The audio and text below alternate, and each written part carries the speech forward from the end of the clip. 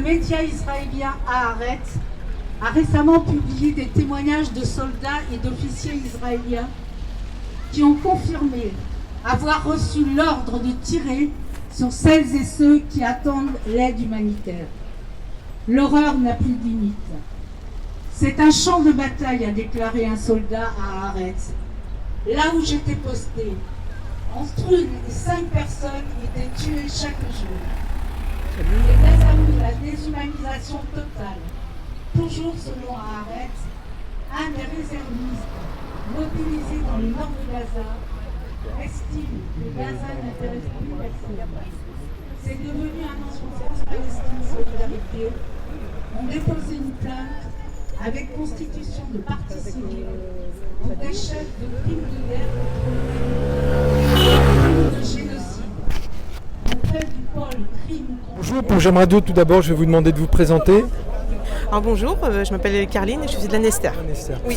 Aujourd'hui, à nouveau, un rassemblement pour manifester contre le génocide et contre les exactions qui se passent dans les territoires occupés, à Gaza. Enfin, vous avez demandé à plusieurs personnes de venir place de l'Hôtel de Ville, ici à Lorient, avec une nouveauté cette fois-ci. Oui, donc il y a plusieurs fois eu des rassemblements en soutien à la Palestine, mais aujourd'hui, on a pensé qu'il était important en fait, d'avoir un peu plus d'impact en fait, sur ce qui se passe, sur ce ce crime de guerre qu'il y a actuellement sur Gaza. Donc aujourd'hui, il est important pour nous de marquer par une tenue rouge, des draps blancs, des kéfiers, pour avoir un peu plus de poids et représenter vraiment ce qui se passe sur Gaza. Un drap blanc pour montrer le nombre de personnes décédées, que ce soit des femmes, des enfants, des innocents, des civils. Oui.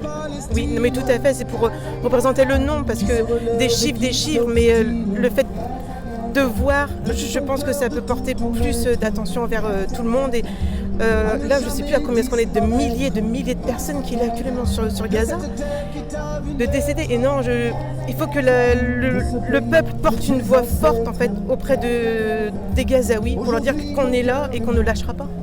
Alors, certaines mairies ont décidé de hisser le drapeau palestinien. Ici, à Lorient, et on le voit, c'est le drapeau ukrainien. Pourquoi ici à Lorient, selon vous, on n'hisserait pas le drapeau palestinien sans opposer l'un à l'autre? Et c'est vrai que ça fait mal un petit peu, et totalement en soutien avec l'Ukraine, c'est pas un souci, hein, c'est comme ça. Donc on pourrait imaginer justement ici à l'Hôtel de Ville de Lorient de pouvoir hisser aussi le drapeau palestinien à côté de celui de l'Ukraine. Mais bien sûr, parce que mettre celui de l'Ukraine, c'est aussi qu'on est pour arrêter la guerre qu'il y a avec la Russie. Donc c'est pour un symbole de paix aussi, de dire qu'on a envie que tout se tasse.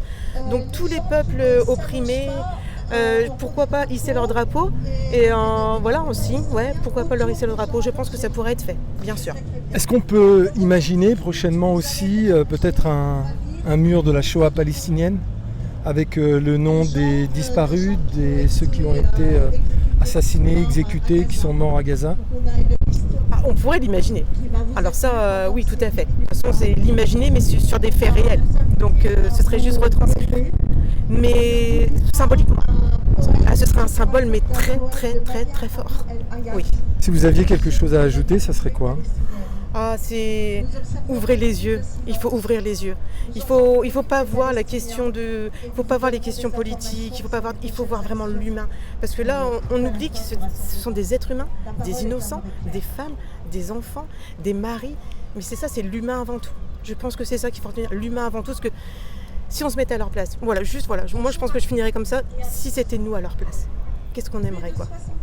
Merci beaucoup pour J'aime Radio. Merci.